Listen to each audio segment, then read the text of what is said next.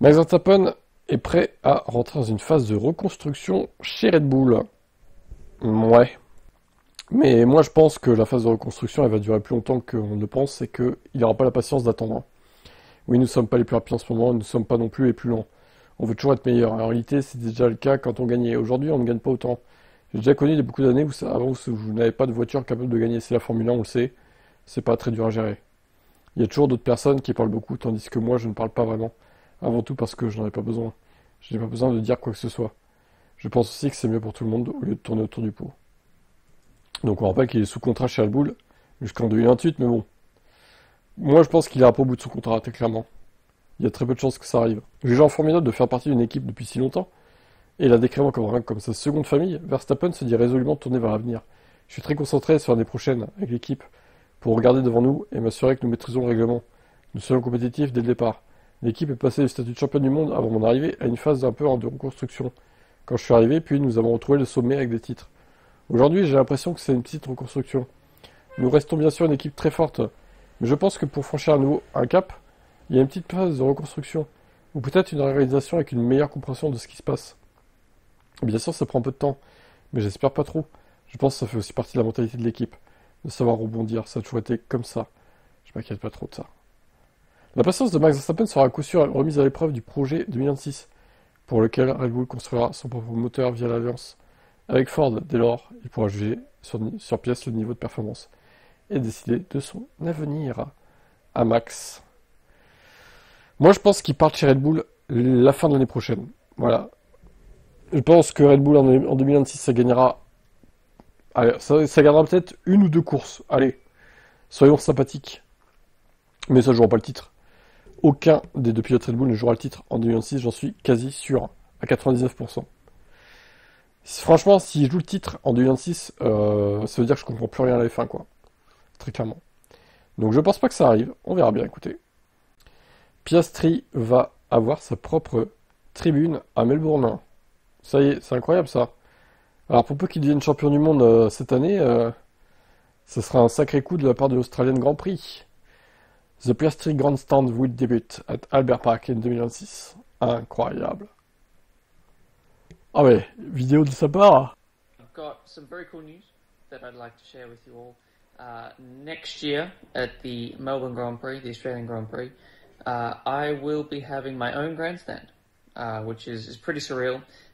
It still feels weird racing at home. It's very cool racing at home, but I'm still like at the level of when I was a little kid, just hearing Donc en gros, il est très content qu'il y ait sa propre tribune.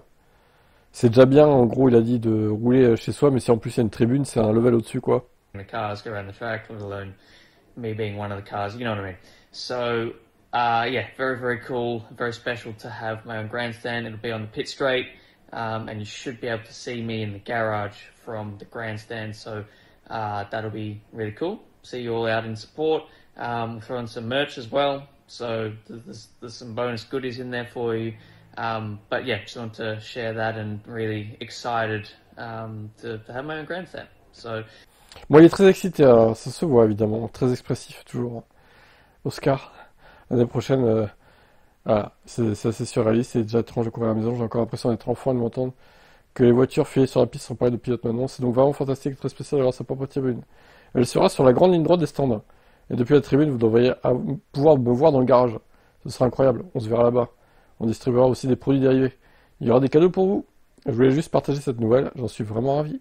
Merci à tous ceux qui ont travaillé dans les coulisses pour que ce projet ait lieu. Bah écoutez, voilà, on lui souhaite de gagner le titre 2025 et de pouvoir profiter de sa tribune. Alors je me demande il prendra le numéro 1, lui, s'il gagne le titre, ou même Norris. Hein. Est-ce que vous pensez qu'ils prendront le numéro 1 ou pas, l'un ou l'autre? Norris, je pense que oui. Il copiera son pote Max, du coup. Piastri, je sais pas. En vrai, pas sûr. Et Juan Pablo Montoya, il parle de McLaren, son ancienne équipe finalement, où il avait été viré comme un malpropre en 2006. Juan Pablo. En réalité, Oscar et Lando ont peut-être maintenant leur seule chance de devenir champion du monde. Ça crée une tension. Ils s'entendaient très bien avant, mais regardez Oscar, ses commentaires s'échauffent, il devient nerveux, il essaie de rester dans le coup, tandis que Lando essaie de revenir dans la course. Personne ne peut garantir que McLaren sera la meilleure voiture l'année prochaine. C'est un tout nouveau règlement, il se pourrait que McLaren remporte tout, ou que nous arrivions l'année prochaine avec une équipe qui ne parviendrait même pas à entrer dans le top 10. Alors honnêtement, il y a quand même peu de chances que ça arrive, qu'ils n'entrent pas dans le top 10, sachant qu'ils ont un moteur Mercedes qui est censé être le meilleur moteur de l'année prochaine, selon les rumeurs.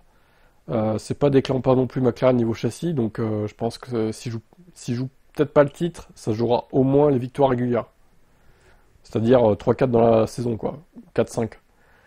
Après, est-ce que ça suffira à jouer le titre? Ça reste à voir, ça dépendra de la concurrence, bien sûr. Mais en tout cas, ouais, c'est sûr qu'ils vont tout faire les deux là pour se battre pour le titre et le gagner, ce titre. J'espère moi que ce sera Piastri. Je préfère largement Piastri à Norris. Maintenant, bah, on verra comment ça se déroule, hein. Peut-être qu'au final, Piastri va s'effondrer et que Norris méritera son titre. Je ne sais pas. Je ne vois pas l'avenir. On verra bien. Belle photo de Carlos. Albon déclare que Carlos, justement, a dit des choses intéressantes en venant de Ferrari. Il leur a appris des choses. Quand je roulais à ses côtés, aux côtés de Max Verstappen, je me concentrais sur mon propre développement. Une grande partie du travail consistait à analyser toutes les données pour expliquer comment Max faisait les choses. Mais je manquais d'expérience. Maintenant, aux côtés de Carlos, je sais que j'ai l'état d'esprit et les connaissances nécessaires pour tout comprendre, déclare Alex Albono. Carlos et moi, nous avons des styles de pilotage différents, mais les différences sont subtiles. Nous avons récemment un coach qui nous aide à comprendre comment nous améliorer dans nos domaines de retard. J'ai probablement plus appris de lui en dehors du cockpit qu'à l'intérieur.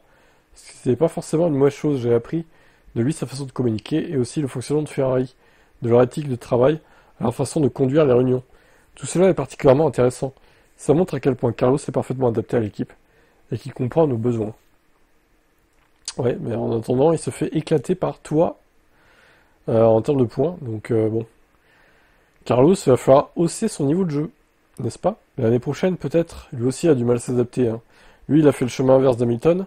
Il est passé de Ferrari à Mercedes, du coup. Et il a du mal. Il a du mal, mine de rien. Vasseur, nous construisons la nouvelle équipe Ferrari depuis 2 ans, mais certains sont arrivés très, très récemment, finalement. C'est une bonne nouvelle, c'est une question de continuité. Je pense que la stabilité est très importante dans notre métier. Nous évoluons dans un environnement où nous souhaitons être très agiles, mais en réalité, il y a beaucoup d'inertie, avait-il déclaré chez Canal avant le Grand Prix de Hongrie. Nous construisons l'équipe depuis 2 ans, mais certains membres ne sont arrivés qu'il y a quelques mois. Je pense que globalement on progresse, c'est pas toujours visible à cause de la différence avec McLaren. Mais au moins nous sommes deuxième au championnat pour la 2e année consécutive. Je pense que nous progressons en termes de structure, de fiabilité, d'aérostand et de nombreux autres aspects. Ouais alors, ok, deuxième au championnat, mais vu l'écart qu'il y a entre eux et McLaren, c'est pas du tout la même chose que l'année dernière, hein. McLaren a progressé, je dirais que Ferrari a quasiment régressé au final, si tu regardes bien. On fera les comptes à la fin, hein, mais bon, c'est un peu ça l'idée quoi. On va attendre la fin de la saison pour voir, mais bon. Je doute que Ferrari, d'un coup, gagne des courses jusqu'à la fin. Ça m'étonnerait fort. Je pense que c'est une étape importante, ça permet à tout le monde de se concentrer sur la fin de l'année et sur le projet 2026, qui est un projet colossal. Je pense que c'était le bon moment pour le faire. Bon, au moins, oui, la stabilité est de mise. Bon, ça va peut-être rassurer Hamilton aussi de voir que Vasseur reste d'un côté et puis Leclerc aussi. Donc à voir comment ça va évoluer pour Ferrari.